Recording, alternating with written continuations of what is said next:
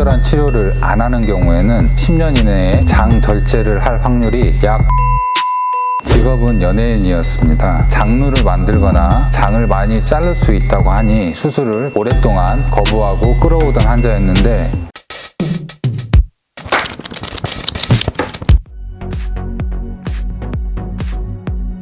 서울 송도병원에서 대장 내시경과 염증성 장질환 진료를 하고 있는 외과 임기윤 과장입니다. 항문에 생기는 크론병을 단순 치질로 오해하는 환자들과 의사들이 많습니다. 크론병 환자의 증상 대부분은 설사, 복통, 체중 감소인데 약 10%에서는 그런 증상이 없이 항문에 농양이 생기거나 치루가 여러 개 있거나 출혈, 통증, 궤양의 증상이 처음 나타나는 경우가 있습니다. 크론병에 대한 항문 질환 경험이 많은 의사는 항문 증상으로 크론병을 의심하고 검사를 할 수 있으나 그렇지 않은 경우는 일단 수술을 하게 되고 상처가 잘 안 낫거나 재발을 하게 돼서 긴 시간 동안 환자분이 고생하여 시간이 지나서 진단되는 경우가 많습니다. 연구에 따라서 다르지만 일반적으로 크론병에서 적절한 치료를 안 하는 경우에는 진단 후 10년 이내에 수술, 즉 장 절제를 할 확률이 약 50% 정도로 알려져 있습니다. 다만 병의 초기에 적극적인 치료, 즉 면역 조절제나 생물학 제제를 사용하는 경우는 이 확률이 매우 감소하는 것으로 되어 있습니다. 장의 협착이나 누공, 농양은 염증이 반복적으로 장의 안쪽과 바깥쪽으로 진행된 상태고 이때는 수술적 도움 없이는 해결하기가 힘들고 결국은 수술을 해야 됩니다. 항문 크론은 일반적인 치료와는 달리 수술 시에 관략근의 손상을 최소화하고 기능을 최대한 보존해야 합니다. 주로 배농술이나 배액관 거치술, 시톤 설치술을 합니다.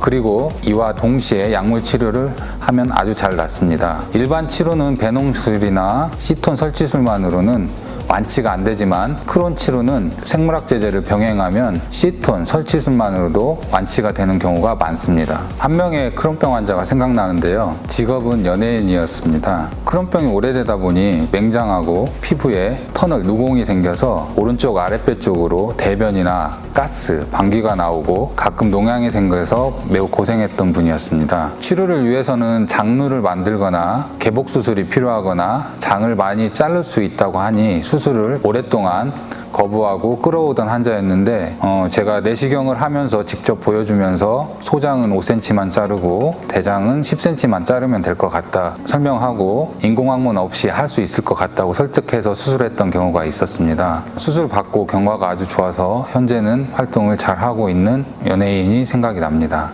크론병의 치료는 대부분의 병원에서 내과 의사는 주로 내시경을 통한 크론병의 진단과 약물 치료를 하고 외과 의사는 장 천공, 협착, 농양, 치루 등 합병증이 생겼을 때 수술을 하게 됩니다. 이때 내과, 외과의 유기적인 협의 진료를 통해서 적절한 수술 시기와 수술 범위, 수술 후 약물 치료에 대해서 환자 상태에 맞게 결정한다면 좋은 치료 결과를 얻을 수 있습니다. 그 외에도 영상의학과, 병리과, 영양상담사의 도움도 반드시 필요합니다. 제가 환자들에게 강조하는 것이 있는데 첫째는 무조건 금연하는 것이고 둘째는 잠을 충분히 자야 한다. 셋째는 스트레스나 육체적 피로가 쌓였을 때는 반드시 쉬는 기간을 둬라입니다. 흡연은 크론병의 가장 안 좋은 애우 인자 중에 하나여서 흡연하는 경우는 수술의 가능성이 매우 높아집니다. 수면 부족은 스트레스 호르몬을 분비하여 크론병을 갑자기 악화시키는 원인이 되고 피로도 마찬가지로 크론병을 악화시킬 수 있습니다.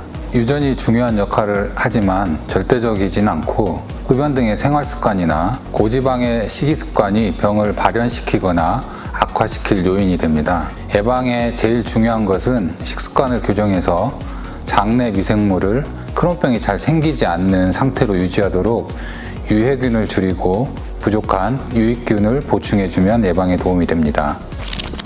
특별히 항문에 생기는 크론병은 진단이 어렵고 수술할 때도 항문 기능을 최대한 보존해야 해서 수술 후 잘 낫지 않는 치질이나 재발성 항문 질환이 있다면 대장항문 전문병원의 외과 전문의의 진료를 보는 게 매우 중요하겠습니다.